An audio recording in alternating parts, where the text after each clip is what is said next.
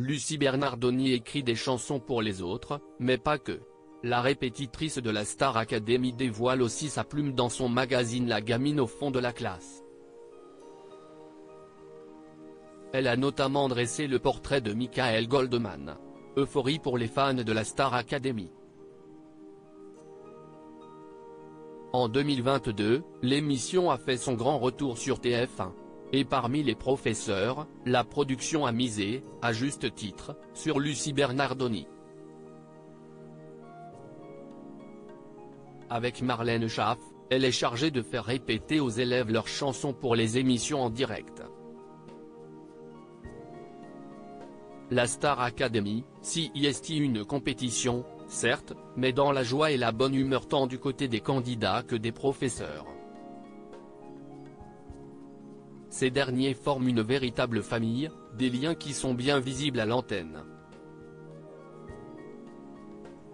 Et Lucie Bernardoni l'a également prouvé en dressant un portrait élogieux du directeur Michael Goldman dans son magazine La Gamine au fond de la classe, paru en mai dernier. La finaliste de la saison 4, en 2004, s'y est notamment souvenue de leur rencontre. Première rencontre, un restaurant chic du 16e arrondissement de Paris, au sein duquel avait été organisé un dîner informel afin que nous les futurs professeurs de la nouvelle version de la Star Academy puissent faire connaissance. Nous sommes en octobre 2022 et j'ai appris quelques semaines plus tôt que le poste de directeur de cette école de Damary Lélis que l'on ne présente plus serait tenu par Michael Goldman, peut-on lire. Michael Goldman, un homme talentueux. Jamais la belle brune de 37 ans n'aurait pensé que Michael Goldman endosserait ce rôle, lui qui préfère agir dans l'ombre. Pourtant, le fondateur du label communautaire My Major Company a accepté la proposition et a excellé dans ce rôle.